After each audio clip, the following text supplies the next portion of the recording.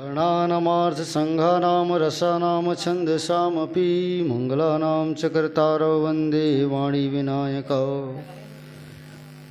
भवानी शङ्करौ वन्दे श्रद्धाविश्वासरूपिणौ याभ्यां विना न पश्यन्ति सिद्धाः स्वान्तस्थमीश्वरम् वन्दे बोधमयं नित्यं गुरुं शङ्करूपिणं यमाश्रितो हि वक्रोऽपि चन्द्रः सर्वत्र वन्द्यते श्रीगुरुचरण सरोज रज निज मन मुकुर सुधारि वरुणौ रघुवर विमल जसु जोदायक फलुचारि बोल सियावर रामचंद्र की जय।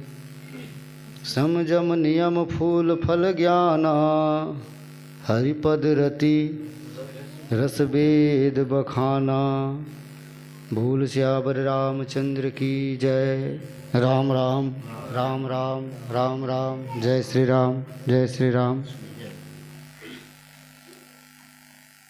अत्यंत ही सौभाग्य की बात है, प्रभु श्री सीताराम जी महाराज की अनंत कृपा से हम सभी पुनः आज एक बार स्वांता सुखाय श्री तुलसी मानस प्रचार समिति के तत्वाध्यान में आयोजित होने वाला मानस गोष्ठी का जो कार्यक्रम है, आज उसी के निमित्त यहाँ पर हम सभी राम कथा के लिए एकत्रित हुए हैं। कथा स्थल पर उपस्थित हमारे समिति के सभी श्री राम कथा के प्रवक्तागण, विद्वज्जन, गुरुजन, हमारे पूज्य श्री महाराज जी और ग्राम पैजनी और अन्यत्र ग्रामों से आए हुए श्री राम कथा से विशेष प्रेम और रुचि रखने वाले आप सभी श्रद्धालु श्रोतागण और इस तरफ बैठी हुई हमारी जो माताएं हैं, बहन हैं, आप सबको मैं हृदय से प्रणाम करता हूँ। मेरा प्रणाम आप लोग सहर्ष स्वीकार करेंगे। किसी भी प्रकार की त्रुटि होगी तो आप लोग क्षमा प्रदान करेंगे। अभी कुछ महीनों से जो प्रसंग चल रहा है, प्रथम यति अनुराग भवानी रामचरित सर कहे सि बखानी। भुसुंडी रामायण के अनुसार 84 प्रसंगों में प्रथम जो प्रसंग है वह मानसर की कथा है। तुलसीदास महाराज जी मानसरोवर को लेकर के भगवान श्री राम जी के चरित्र की तुलना मानसरोवर से करते हैं। रूपक अलंकार का बहुत ही बृहदाकार रूप से प्रयोग इस प्रसंग में गोसाई जी ने किया है। तो पूरे मानसरोवर से भगवान श्री राम जी के चरित्र की तुलना की गई है। वर्तमान जो प्रसंग है, जिस पंक्ति पर हमको चर्चा करनी है, गोस्वामी तुलसीदास महाराज जी कहते हैं, ये जो मानसरोवर है वस्तुतः भगवान श्री राम जी की जो कथा है, कथा ही मानसरोवर है। और भगवान श्री राम जी के कथा में पूरे प्रसंग में चला था, नवरस जब तब जोग विरागा। अनेक प्रकार के जो जल जंतु हैं वही मानो इस कथा के रस को पान करने वाले हैं। गोस्वामी तुलसीदास महाराज जी यहाँ दो प्रकार से बात को रखते हैं। प्रसंग का श्री गणेश जब तुलसीदास महाराज जी ने किया तो तुलसीदास महाराज जी कहते हैं कि सुमति भूमि थल हृदय अगाधो वेद पुराण उदधि घन साधो। ये जितने भी वेद पुराण इत्यादि जितने भी ग्रंथ हैं ईश्वर के चरित्र को लेकर के जिन ग्रंथों की रचना की गई है, ये कौन है? तो इनकी तुलना समुद्र से की गई है। और संत कौन है? तो जिस प्रकार से मेघ जो है समुद्र से जल को ग्रहण करके वो जल का वर्षण करते हैं, मतलब संत लोग शास्त्रों का अध्ययन करते हैं और अध्ययन करके वो कथा सुनाते हैं। तो दोनों में तो अंतर है। यदि हम सीधा सीधा समुद्र में अगर जाएं तो समुद्र तो कभी किसी की प्यास को बुझा सकता नहीं, क्योंकि रूप कल्प तरु सागर खारा है, सर्वविदित है। समुद्र का जल इतना खारा होता है कोई व्यक्ति उसको ग्रहण नहीं कर सकता। लेकिन उसी जल को जब संत लोग ग्रहण करते हैं, संत लोग उस जल को लेते हैं, तो मधुर मनोहर मंगलकारी बरसे ही राम सुजस बरबारी। मेघ जो है उसको मीठा बना करके प्रस्तुत करता है। कहने का मतलब भगवान की कथा को हम यदि किसी संत के माध्यम से यदि श्रवण करें तो कथा की जो वास्तविक मधुरता है, उनका जो रसमय पक्ष है, उसका आनंद हम ले सकते हैं। तो फिर संत लोग वर्षा किए और उसी के द्वारा जो यहाँ पर संचित हुआ है मानस में, जिसकी तुलना मानसरोवर से की गई है। अब यहाँ थोड़ा दूसरे रूप में तुलसीदास महाराज जी फिर बात को रखते हैं। एक तो कथा के रस को पाना है, रस को पाना है, आनंद को पाना है, तो आप मानसरोवर में प्रवेश कर जाइए। और वो दूसरी बात एक बार और कहते हैं कि संत सभा चहुदिसी अमराई, यहाँ पर से फिर वो शुरुआत करते हैं। मानसरोवर के चारों तरफ आम का वृक्ष लगा हुआ है, जिसको अमराई कहा गया। जहाँ वृक्ष की संख्या अधिक हो, अधिक मात्रा में जहाँ पर दिखाई दे, उसको तो अमराई ही कहा जाएगा। तो मानसरोवर के चारों तरफ बिल्कुल क्रमबद्ध रूप से आपको आम का वृक्ष दिखाई देगा। ये आम का वृक्ष क्या है? तो संत सभा, मतलब जहाँ पर मानसरोवर होगा, जहाँ पर भगवान की कथा होगी, वहीं पर तो संतों का दर्शन आपको मिलेगा। यदि संतों का दर्शन करना है तो आप किसी कथा स्थल पर चले जाइए। जैसे कि यहाँ पे हम लोग बैठे हुए हैं, आप सब संत लोग आए हुए हैं, और जो संत नहीं है वो घर में। तो संतों का दर्शन करना है तो भाई जहाँ मानसरोवर है, भगवान की कथा है, वहाँ पर संतों का दर्शन होगा। तो चारों तरफ अमराई है, उसकी तुलना वो संत सभा से करते हैं। संत सभा चहुदिसी अमराई। तो भाई अब हम अमराई में व्यक्ति फल प्राप्त करने के लिए जाता है। फल में रस है तो रस प्राप्त करने के लिए जाता है। तो कब जाना चाहिए? तो संत सभा चहुदिसी अमराई, श्रद्धा ऋतु बसंत सम गाई। आपको अमराई में आम का फल कब मिलेगा? भाई आपने जैसे कहीं किसी ने सुन लिया कि भाई आम का फल बड़ा मीठा होता है, उनका रस बड़ा प्रिय लगता है, अच्छा लगता है, और कोई व्यक्ति बरसात के समय में चला जाए, उसको मिलेगा क्या? भाई ठीक है, आम के फल मीठे होते हैं, आम में फल लगता है, लेकिन उसका भी तो एक समय चक्र है।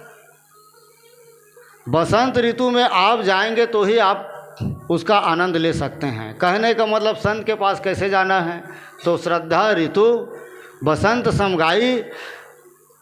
बसंत ऋतु की तुलना श्रद्धा से की गई है। कहने का तात्पर्य यही है कि हम संतों के पास श्रद्धा भावना को लेकर के जाएंगे, तभी जा कर के हम रस को प्राप्त कर सकते हैं, मतलब सत्संग का वास्तविक लाभ हमको मिल सकता है। हम संत के पास गए लेकिन हमारे जीवन में श्रद्धा नहीं है संत के प्रति, तो वहाँ पर भी जा कर के भी तो हमको कुछ मिलने वाला नहीं है। बिना श्रद्धा के जाना मतलब बसंत ऋतु को छोड़ करके किसी अन्य ऋतु में जाना। आप किसी दूसरे ऋतु में जाएंगे तो कहाँ आपको मिलेगा? तो भाई आप जब भी संत रूपी अमराई के पास जाए तो श्रद्धा का बसंत लेकर के जाएं। श्रद्धा लेकर के आप जाएंगे तो निश्चित रूप से उस संत के द्वारा आपको लाभ मिलेगा। फिर यहाँ पर क्रम दिया गया, अमराई में आम में फल कब लगता है, कैसे लगता है? तो कितना बढ़िया सूत्र दिया गया, सम जम नियम। भाई आम में कितने सारे बौर होते हैं। अभी बसंत का मौसम चल रहा है, अभी हम लोग देखते हैं आम के वृक्ष में देखो तो कई में तो इतना वो बौर लगा हुआ है तो पत्ता भी दिखाई नहीं देता। अब यहीं पर से तुलसीदास महाराज जी सूत्र लगाते हैं, कितना फूल है आम के वृक्ष में, लेकिन क्या सभी फूल फल के रूप में परिणित होते हैं? भाई जितना फूल दिखाई देता है, यदि सारे फूल यदि फल के रूप में निर्मित हो जाए तो बेचारा तो जो वृक्ष है वो तो रख भी नहीं पाएगा। तो सारे फूल तो फल के रूप में परिणित नहीं होते। फूल की तुलना की गई सम जम नियम फूल फल ज्ञाना। सम जम नियम का मतलब वो तो उनकी जो शास्त्रीय व्याख्या है बड़ी दुष्कर है। सरल भाषा में कहे सम, अब इसी शब्द को कहीं कहीं पर जोड़ के कहा गया सम और उसके बाद जम। सम में म को हटा दीजिए और जम को जोड़ दीजिए तो फिर वो शब्द बन जाता है संजम। राम करहूँ सब संजम आजू, जो विधि कुशल निभाएं आजू।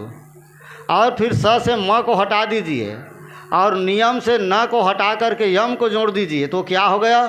संयम। वो शब्द सम जम नियम ये तीनों एक दूसरे से जुड़ा हुआ है। सम का तात्पर्य सीधा सीधा तात्पर्य यही है कि इंद्रियों का निग्रह। कैसे हम संयम के द्वारा, नियमों के द्वारा अपने इंद्रियों का निग्रह करें, अपने मन का निग्रह करें, अपने बुद्धि का निग्रह करें। यह शास्त्रीय बात है। सम जम नियम ये तीनों को जोड़ करके आप समझ लीजिए।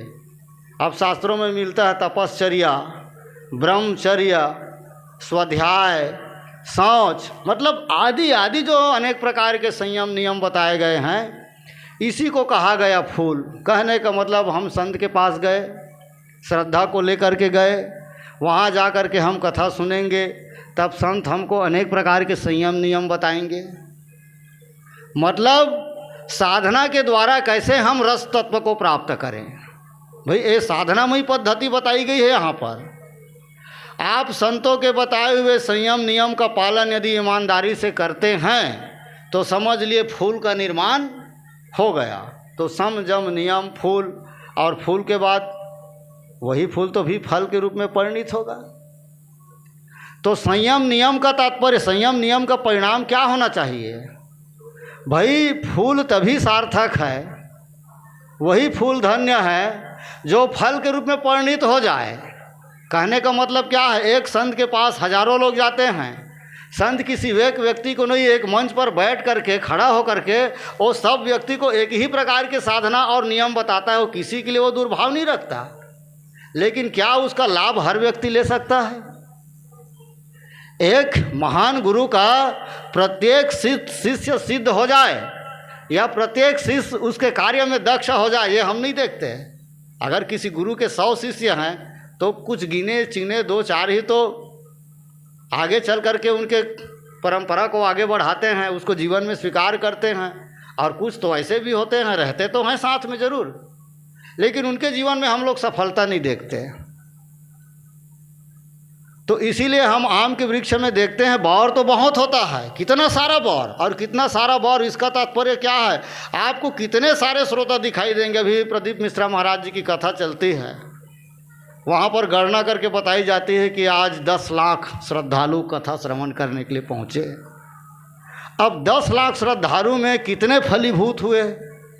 शायद मीडिया वाले इसका अकाउंट नहीं करते, इसका भी अकाउंट करना चाहिए। कितने लोग फलीभूत हुए, कितने लोगों ने उसका लाभ लिया? तो पता नहीं वो 10 लाख में कितने लोग सुनने वाले हैं, कितने लोग दर्शन करने के लिए गए हैं, कितने लोग देखा देखी गए हैं, वो उसका कोई ठिकाना नहीं है। तो बहुत कम लोग ही फूल के बाद मतलब फल के रूप में उसका जीवन दिखाई देता है। तो संयम नियम का मतलब क्या है? सम जम नियम फूल, उसका परिणाम क्या होना चाहिए? फल ज्ञाना। मतलब संयम नियम के द्वारा यदि आपके जीवन में ज्ञान की प्राप्ति होती है, ज्ञान का मतलब क्या है?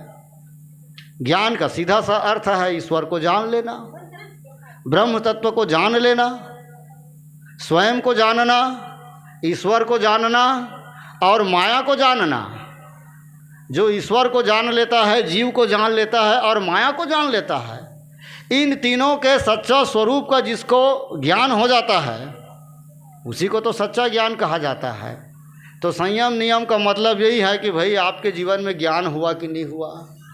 आप नियम से रोज़ ब्रह्म मुहूर्त में स्नान करते हैं, ब्रह्मचर्य का पालन करते हैं, चंदन लगाते हैं, तिलक लगाते हैं, माला भी करते हैं, न जाने और कितनी सारी विधियों का पालन आप करते हैं। लेकिन जीवन भर करने के बाद में यदि आपके जीवन में ज्ञान नहीं हुआ, कई बार देखने को मिलता है सन्यासियों के भी जीवन में घर बार पत्नी परिवार को छोड़ करके चले जाते हैं आश्रम में। आश्रम में संतों के बीच में रह करके बहुत सारी साधनाएं भी करते हैं और कभी कभी कमंडलू को लेकर के सन्यासियों के बीच में झगड़ा शुरू हो जाता है। अरे तू मेरा कमंडल लेकर के चला गया था, तुमको ये भी पता नहीं है कि तुम्हारा कमंडल क्या है, मेरा कमंडल क्या है। अच्छा, घर को छोड़ दिया, कोई आसक्ति नहीं, पत्नी को छोड़ दिया, हजारों करोड़ रुपए की संपत्ति को छोड़ दी, आपको तकलीफ नहीं हुआ। उतने बड़े जगह में जा कर के आज एक कमंडल के लिए तुम झगड़ रहे हो। आप लोग कभी आश्रम में जाइए, 2-4 दिन रुकिए, इसको थोड़ा प्रैक्टिकली करके देखिए कि यहाँ रहने वाले लोग कैसे रहते हैं। तो सांसारिक जीवन से ज़्यादा आपको अलग दिखाई नहीं देगा। मैं निंदा नहीं करता किसी साधु समाज की, लेकिन ये जीवन की सच्चाई है। वहाँ जा कर के भी हम बड़ी चीज़ों को छोड़ देते हो, कभी कभी छोटी चीज़ों को लेकर के भी हमारे जीवन में आसक्तियाँ देखने को मिलती है। तो कहने का मतलब क्या है, ज्ञान किसको होता है? ये कोई ज़रूरी नहीं है कि आश्रम में रहने वाले सारे शिष्यों को, सारे सन्यासियों को सच्चा ज्ञान हो जाए, कोई ज़रूरी नहीं है। अब इसीलिए उत्तरकांड में कहा गया, धर्मशील कोटिक मह कोई, विषय विमुख विरागरत होई, कोटि विरक्त मध्य श्रुति कहीं, सम्यक ज्ञान सकृत को उल्हाई। कितना वहाँ पर सूत्र दिया गया कि कितने कितने करोड़ों में शायद किसी एक एक ही को दुर्लभ ब्रह्मलीन 3 सहस्र सब सुख खानी और दुर्लभ ब्रह्मलीन विज्ञानी। ऐसा नहीं है, संयम नियम पालन करने वाले कितनों मिलेंगे, लेकिन किसको सच्चा ज्ञान हो गया ये दावे के साथ नहीं कहा जा सकता, बड़ी मुश्किल बात है। तो आप यदि नियम का पालन करते हैं तो आपके जीवन में सच्चा ज्ञान हुआ कि नहीं। यदि ज्ञान हो गया तब तो आपका नियम का पालन करना ठीक है, और यदि ज्ञान नहीं हुआ तो समझ लीजिए आप फूल तो हैं, लेकिन फूल के बाद फल के रूप में फल की प्राप्ति आपको जीवन में नहीं हुई है। तो संयम नियम फूल फल ज्ञाना। और फिर एक बात तुलसीदास जी कहते हैं कि भाई अब फल का निर्माण तो हो गया, लेकिन फल में अगर एक चीज़ ना हो तो फिर फल का भी कोई मतलब नहीं है। भाई फल है, लेकिन फल में अगर रस नहीं है तो भाई कई बार हम लोग कहते हैं ना, हमारे गांव में कहावत है, सोखवा। फल तो रहता है, लेकिन सोखवा किसको कहते हैं? सोखवा फल, सूखा हुआ फल। कई बार फल बिल्कुल दिखाई देता है, लेकिन वो फल में आपको रस नहीं मिलेगा, आनंद आपको नहीं आएगा। तो केवल फल होने से काम नहीं चलेगा। हरिपद रति रसभेद बखाना, वह फल रस से भरा हुआ होना चाहिए, क्योंकि बिना रस के तो भाई वो फल का कोई मतलब नहीं है। तो ज्ञान की तुलना फल से की गई। और हरिपद रति रसभेद बखाना, भगवान के चरण के प्रति जो रति है, जिसको हम लोग प्रेम कहते हैं, मतलब ज्ञान के फल में जब तक भक्ति का रस नहीं आ जाता, भक्ति रस के बिना तो फिर वो ज्ञान फल का कोई मतलब नहीं है। और इसीलिए कभी कभी ज्ञान और भक्ति को लेकर के तो रामचरितमानस में बहुत सारी चर्चाएं हैं, और रस को लेकर के तो मानस में इतनी सारी बातें कही गई है, तो फिर वो तो मुश्किल हो जाता है कि अब कहाँ से शुरू करें, कहाँ पर से किस पंक्ति को उठाएं। वो बहुत विस्तृत प्रसंग है मानस में। रस को लेकर के अनगिनत पंक्तियाँ आपको रामचरितमानस में मिलेगी। तो इसको मैं सूत्रात्मक रूप में रख दूं, ज्ञान को फल कहा गया और भक्ति को रस कहा गया। तो ज्ञान और भक्ति में कौन बड़ा? तो वैसे तो ज्ञान ही भक्ति नहीं कछु भेता, ज्ञान और भक्ति में कोई अंतर नहीं है। लेकिन फिर भी कहीं ना कहीं इसको पक्षपात समझिए, भक्ति को ही सर्वश्रेष्ठ कहा गया है।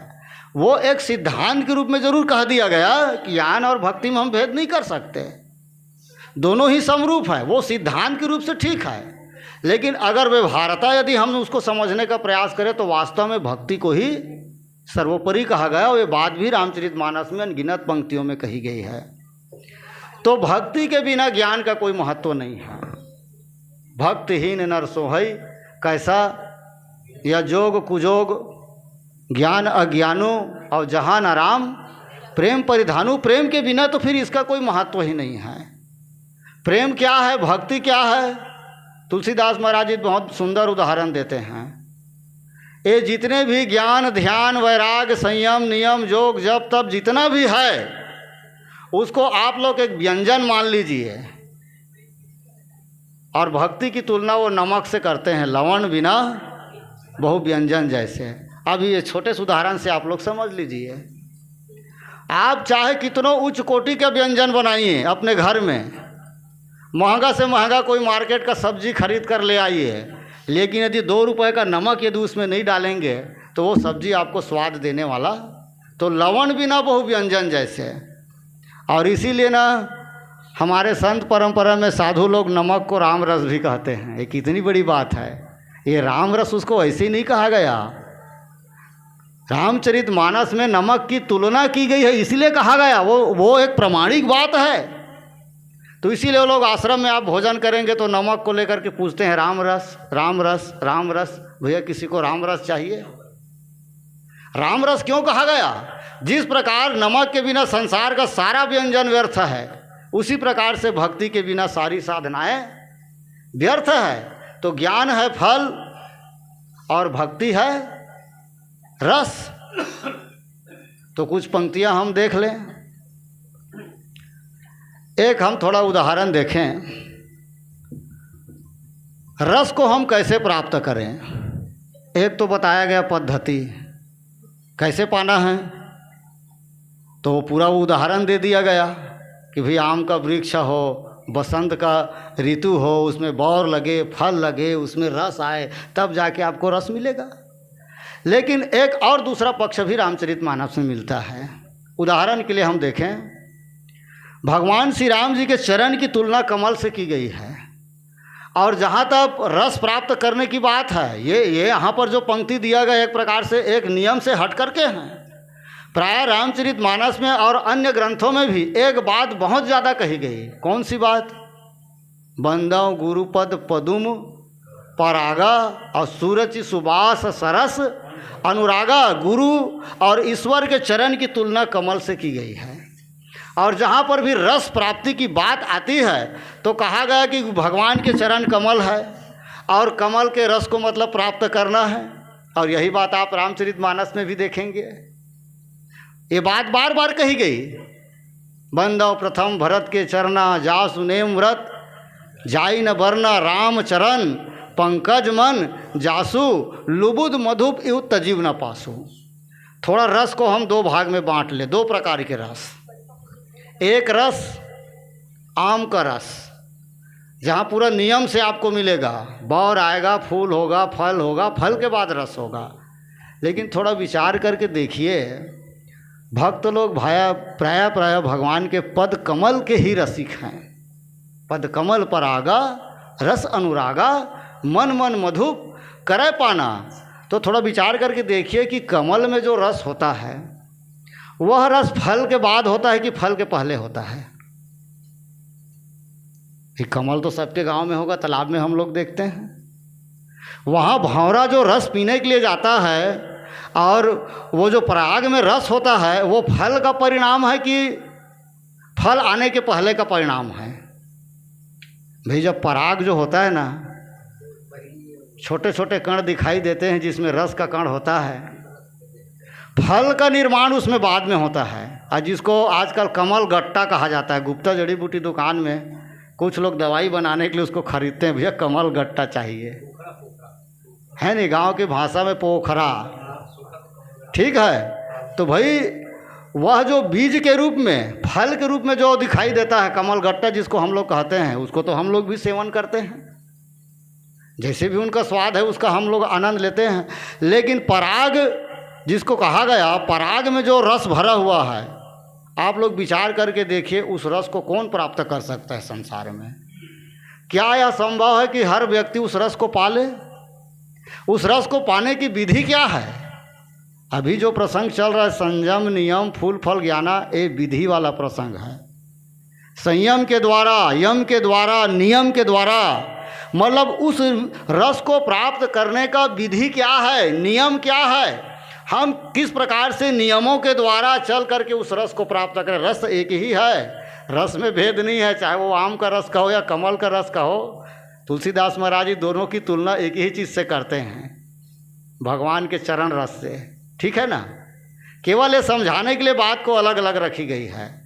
तो कुछ लोग कर्मकांडी होते हैं, नियम को मानने वाले होते हैं, उनके लिए पद्धति बताई गई है कि आप नियम के द्वारा भी उस रस को प्राप्त कर सकते हैं। लेकिन जिसके नियम में जैसे संयम नियम नहीं है, कोई ज़रूरी नहीं कि हर व्यक्ति विधि विधान के द्वारा उस रस को प्राप्त करे। कई व्यक्तियों को जीवन में तो सहज ही उस रस की उपलब्धि होती है। मान लीजिए हम केवट का प्रसंग ले ले रामचरितमानस में, केवट के जीवन में कहाँ कोई संयम नियम है? कोई संयम नियम कहीं कुछ ऐसा मिलता है उसके जीवन में? लेकिन तुलसीदास महाराज उस प्रसंग की तुलना करते हैं तो विपिन गवन केवट अनुरागा, और अनुराग को ही रस कहा गया है। पदकमल पर आगा रस अनुरागा। तो केवट के जीवन में कोई विधि विधान, कोई संयम नियम कुछ नहीं है, लेकिन वो रस से परिपूर्ण है और बहुत रसीला प्रसंग है केवट का। वो कौन सा रस है? तो फल के द्वारा रस को पाना, ये नियम के द्वारा रस को पाना है। और कमल में जो रस है उसको, आम का रस तो हम लोग भी ले लेते हैं, आजकल वो रस को निकालने का मशीन भी आया हुआ है। आप उसको डाल दीजिए, आम रस आपको निकाल के दे देगा। लेकिन संसार में आज तक किसी विज्ञान के पास ऐसा कोई कला नहीं है जो पराग का रस आपको निकाल करके दे दे। है? आपने देखा है कभी? पराग में जो रस होता है, उस रस को ज्यों के त्यों रूप में निकाल करके दे दे, ऐसा संसार में कोई नहीं है। तो इसीलिए तुलसीदास महाराज जी विवाह प्रसंग में बात बड़ी सुंदर कहे, कौतुक प्रेम विनोद प्रमोद न जाई कही। और वो एक शब्द कहते हैं, जान ही केवल अली। अली मतलब भाई वो उसमें रस क्या है, रस का स्वाद क्या है, इसको केवल भंवरा जानता है, और भंवरा के बाद संसार में उसको दूसरा जानने वाला। और उस रस को प्राप्त करने की, उस रस को ग्रहण करने की जो एक उनके पास कला है, उसको आप गॉड गिफ्टेड कह सकते हैं, ईश्वरी देन है, भगवान ने उसको दिया है। उसके पास ही वो कला है संसार में, और किसी दूसरे के पास नहीं है। कहने का सीधा अर्थ यही है कि एक रस जो है आपको नियम के द्वारा मिलेगा, और दूसरा रस जिसमें नियम की जरूरी नहीं है, आप सहज ही उस रस को प्राप्त कर सकते हैं। और सहज जो रस प्राप्त कर ले उसके लिए एक कमल का उदाहरण दिया गया है। मतलब फूल में ही आपको रस मिलेगा, फूल के बाद फल बनने की बात नहीं है, फल तो होगा वो अलग होगा, लेकिन रस आपको फूल में ही प्राप्त करना है। अब ये दो पद्धतियाँ क्या है, बड़ा जटिल और विस्तृत प्रसंग है। गोस्वामी तुलसीदास महाराज जी जैसे कि साधुओं की तुलना करते हैं, मतलब संतों की तुलना करते हैं। गोसाई जी एक बात कहते हैं कि साधु चरित सुपचरित कपासु। साधु की तुलना वो कपास से करते हैं, साधु चरित सुपचरित कपासु। और कपास रहता कैसे है? तो नीरस विशद गुणमय फल जासु। वह जो कपास होता है वो नीरस रहता है। नीरस मतलब आप जो रुई निकालते हैं कपास से, और रुई में आपको रस मिलेगा क्या? रस नहीं मिलेगा। विशद अर्थात कितना उज्जवल होता है, कितना सफ़ेद, कितना चमकदार, कितना निर्मल होता है वो। साधु चरित्र की तुलना की गई। चलिए ठीक है, साधुओं का जीवन नीरस होता है, और यहाँ तुलसीदास जी रस प्राप्त करने की विधि बता रहे हैं। हरिपद रति रस वेद बखाना। हम वो चरण के रस को कैसे प्राप्त करें? तो साधुओं का जीवन तो नीरस होता है। अच्छा, फिर उत्तरकांड में तुलसीदास महाराज जी कहते हैं कि अब इस कपास को उपयोग कैसे करें। साधु ही कपास है, और इसकी उपयोगिता क्या है? तो दो उपयोगिता है। एक उपयोगिता तो यहाँ पर गोसाई जी बालकांड में लिखते हैं, जो सही दुख पर छिद्र दुरावा और बंदनीय जेहि जग जस पावा। साधु का चरित्र क्या है? वह जो कपास है दूसरे के छिद्र को ढकने के लिए, दूसरे के तन को ढकने के लिए, दूसरे की कमी को ढकने के लिए वो बेचारा कितना कष्ट सहता है। भाई वस्त्र बनने के लिए निकालने के बाद उसकी कितनी धुनाई होती है, कितनी कताई होती है, कितनी उसकी पिटाई होती है, हैं? फिर उसको मशीन में चढ़ा करके काटा जाता है। कितना सारा कष्ट सहने के बाद में वो वस्त्र के रूप में परिणित होता है। वो हमारे कमियों को ढकने के लिए वो वस्त्र बनता है। तो एक उपयोगिता तो ये है साधुओं की, परहित, समाज के हित के लिए। और उनकी एक दूसरी उपयोगिता उत्तरकांड के ज्ञान दीपक प्रसंग में तुलसीदास महाराज जी बताते हैं। ये दोनों प्रसंगों को जोड़ लीजिए, सम जम नियम फूल फल ज्ञाना। और वहाँ पर जप तप व्रत जम नियम अपारा और ते श्रुति कह शुभ धर्म आचारा। हम मिलाते जाइए। यहाँ पर सम जम नियम फूल फल ज्ञाना, यहाँ रस मिलना है किसके रूप में? आम के फल के रूप में। और वहाँ पर सात्विक श्रद्धा धेनु सु, ये दोनों प्रसंग को जोड़ लीजिए। ये वो ज्ञान दीपक प्रसंग है। यहाँ पर भी श्रद्धा का बात आया है, श्रद्धा ऋतु बसंत सम गाई। और वहाँ पर सात्विक श्रद्धा धेनु सु, मतलब एक ही है, कोई अलग नहीं है। आप उसको थोड़ा समझने का प्रयास करेंगे, मगर अंतर क्या है? केवल परिणाम में अंतर है। यहाँ संयम यम नियम के द्वारा आपको रस पाना है, प्रेम का रस, ठीक है ना। और वहाँ पर भी रस मिलेगा घृत के रूप में। भाई घृत को भी तो वो तो रस रूपा है ना।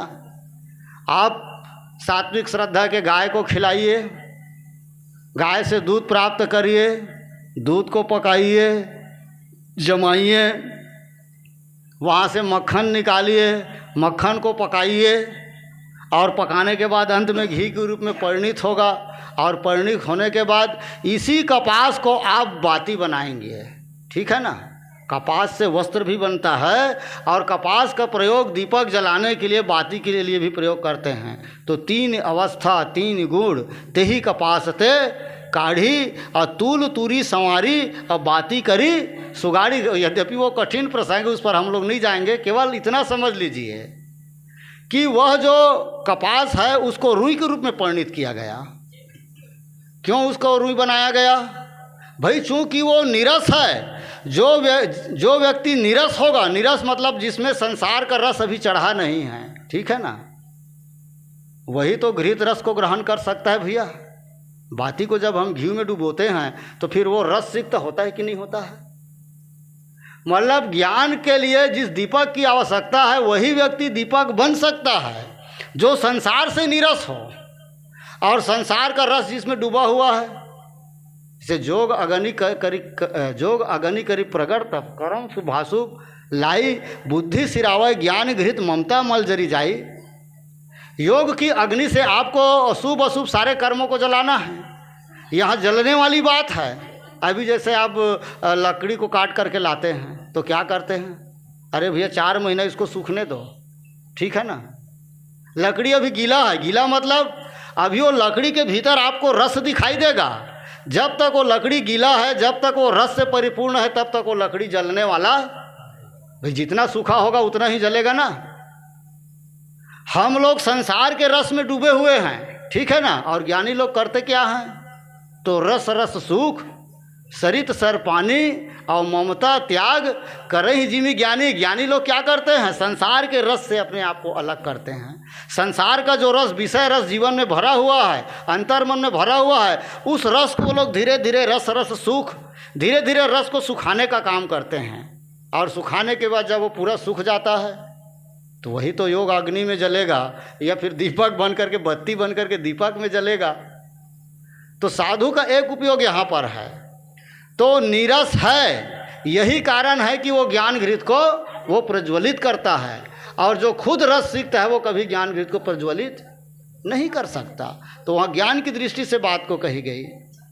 दूसरे तरफ साधु की तुलना वस्त्र से की गई, और वस्त्र का रंग क्या है? वो कपास का रंग सफ़ेद है, उसमें कोई रंग नहीं चढ़ता। लेकिन हम लोग रंग बिरंगी वस्त्र पहनते हैं कि नहीं पहनते हैं? तो भाई वो तो रहता है मूल रूप में सफ़ेद ही है, लेकिन उसको रंगीन बनाने के लिए उसमें रंग चढ़ाया जाता है कि नहीं चढ़ाया जाता है? तो साधुता, मैं सिर्फ इतना कहना चाहता हूँ, साधुता के दो ही परिणाम हो सकते हैं।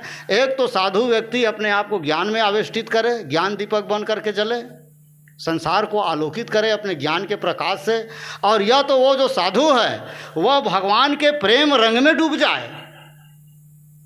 भाई वो निरस है तो उसमें रंग का वो भी तो रस है कि नहीं है।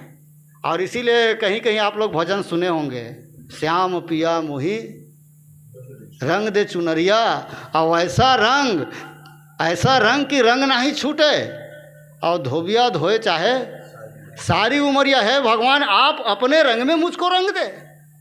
और इसलिए श्याम रंग को लेकर के कितनी सारी बातें हमारे भक्तों ने, हमारे संतों ने कही है, वो सब आप लोग जानते हैं, कई जगह आप लोग सुने होंगे। तो जो भगवान के रंग में रंगना चाहता है वही भक्ति पक्ष है, और जो घृत के रस को ग्रहण करके जलना चाहता है वो ज्ञान का पक्ष है। ये दो ही उनकी धारा है। अब रस को लेकर के मैंने जैसे शुरू में कहा बहुत सारी बातें कही गई है। अंतिम एक उदाहरण मैं और दे देता हूँ, समय तो शायद पता नहीं क्यों ज़्यादा ही हो जाता है। वशिष्ठ महाराज जी का एक प्रसंग बहुत बढ़िया है। वशिष्ठ जी महाराज, उत्तरकांड में उनका प्रसंग मिलता है। कहते हैं कि वशिष्ठ जी को जब ब्रह्मा जी ने कहा कि वशिष्ठ जी तुमको ना ये जो श्री राम जी का कुल है, रघुकुल है, इनका उपरोहित का काम आपको करना है। तो वशिष्ठ जी बताते हैं उत्तरकांड में, वशिष्ठ जी इसको अस्वीकार कर रहे थे। उपरोहित कर्म अति मंदा, वेद पुराण स्मृति कर निंदा। वेद पुराणों में इसको निंदनीय कहा गया है, उपरोहित कर्म को। वशिष्ठ जी स्वीकार नहीं कर रहे थे। तो ब्रह्मा जी ने कहा, क्या कहा, जब न ले तब कहा विधि मोही, और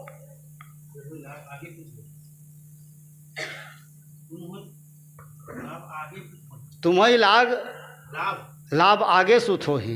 तो ब्रह्मा जी ने कहा, वशिष्ठ जी जिस कुल का मैं आपको पुरोहित बना रहा हूँ ना, उसी कुल में एक दिन भगवान जो है वो जन्म लेकर के आएंगे। तो वशिष्ठ बेचारा लालच में स्वीकार कर लिए कि भाई एक दिन भगवान का दर्शन स्कूल में होगा। और सही में एक दिन हुआ, भगवान आए, भगवान विष्णु श्री राम के रूप में उनका अवतरण हुआ भी। लेकिन वशिष्ठ जी को एक बात हमेशा कचोटता रहा जीवन भर, क्योंकि वो ब्राह्मण थे और वो गुरु भी थे। वशिष्ठ जी को बात ये कचोटता रहा कि ठीक है हम तो गुरु बन करके आए और स्कूल में भगवान का हमको दर्शन भी हुआ, लेकिन जिसको रस कहा जाता है, हरिपद रति रस वेद बखाना, जो चरण का रस है वो रस तो हमको नहीं मिला। और वशिष्ठ जी देखते हैं कि केवट जैसा व्यक्ति प्राप्त कर लिया, सबरी उसको प्राप्त कर लिया, और न जाने कितने समाज के जो तिरस्कृत गए गुजरे लोग हैं, सामान्य लोग हैं जिसके जीवन में कुछ नहीं है, ऐसे ऐसे लोग भगवान के चरण को प्राप्त कर लिए। और भाई हम तो देख रहे हैं चरण को, लेकिन न तो हम छू सकते हैं। अब जब गुरु बन करके आए तो क्या भगवान थोड़ी ना चरण छुलाएंगे। तो एक दिन चले गए, राम राज्याभिषेक के बाद का प्रसंग। एक दिन वशिष्ठ जी चले गए, श्री राम जी से कहा, राम सारे सभासदों को जाने दो और एकांत कमरे में आओ। उसने अंदर से शक्कर लगा दिया, आज तुम्हारे हमारे बीच कुछ गुफ्तगू होगी, कुछ गोपनीय बात की चर्चा होगी। और तब वशिष्ठ जी ने राम से कहा कि बेटा ऐसी ऐसी बात है, ब्रह्मा जी ने मुझको कहा था, लेकिन आपका चरण मुझको नहीं मिल रहा है। अरे अभी पर्दा लगा हुआ है, मैं शंकर लगा दिया हूँ, वो नाटक की बात है, नाटक में मैं गुरु हूँ। अरे भीतर कमरे में तो कम से कम अपना चरण रस मुझको पिला दो भैया। और तब वशिष्ठ जी कितनी बड़ी बात कहे, जब उसने कहा भगवान आएंगे, तो वशिष्ठ जी ने क्या कहा, तब मैं हृदय विचारा जोग यज्ञ जब दान और जा कहा कहीं सो पहियाऊँ और धर्म न यही सम आन। अरे जिस भगवान के चरण रस को पाने के लिए कितने सारे नियम साधना की जरूरत पड़ती है।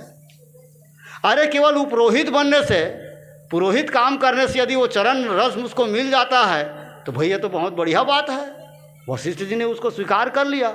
और तब उसने इसी का सार बताया, ज्ञान दया दम तीरथ मज्जन, जहाँ लगी धर्म कहत सुति सज्जन, आगम निगम पुराण अनेका, कहे सुने कर फल प्रभु एका।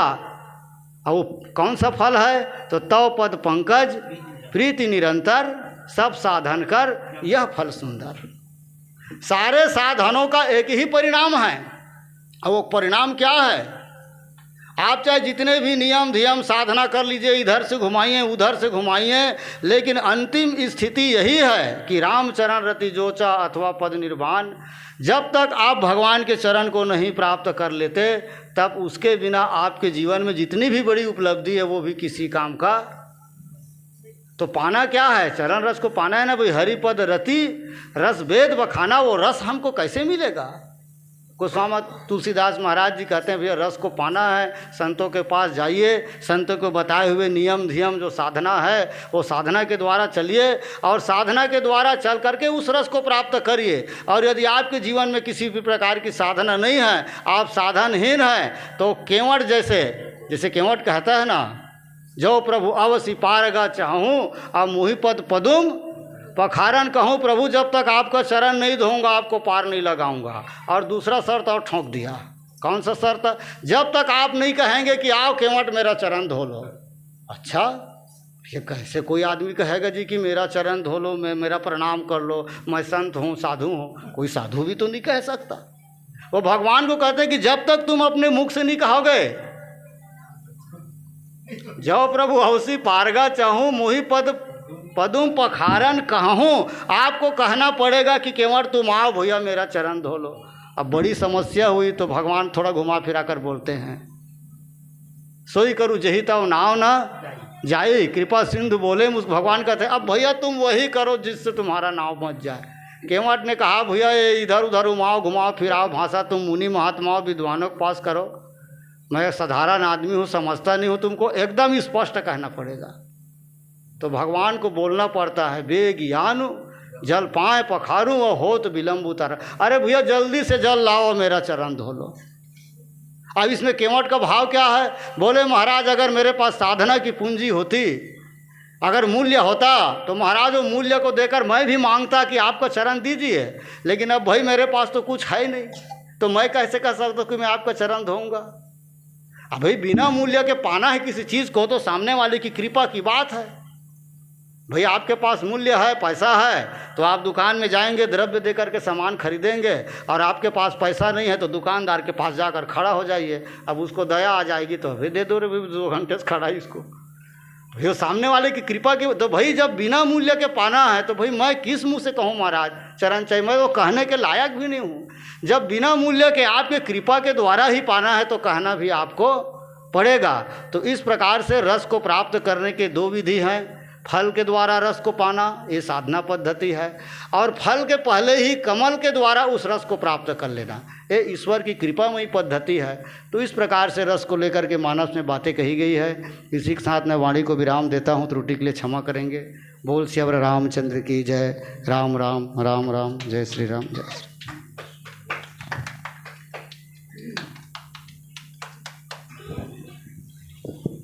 बोल श्यावर रामचंद्र की जय। हमारे कृष्ण कुमार भाई जी ने बड़े ही सुंदर भाव के भाव साथ फम जम नियम फूल फल ज्ञाना हरिपद रति रस वेद बखाना, बड़े ही सुंदर भाव के साथ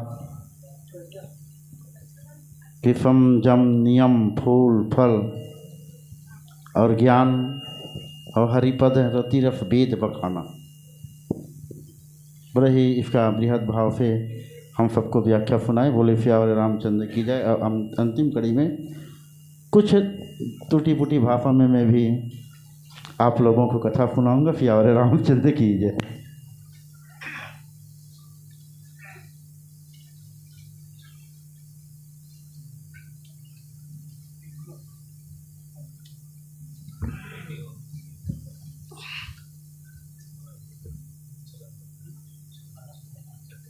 नहीं बंद करके फिर चालू करना होगा महाराज, बंद करके चालू कराना,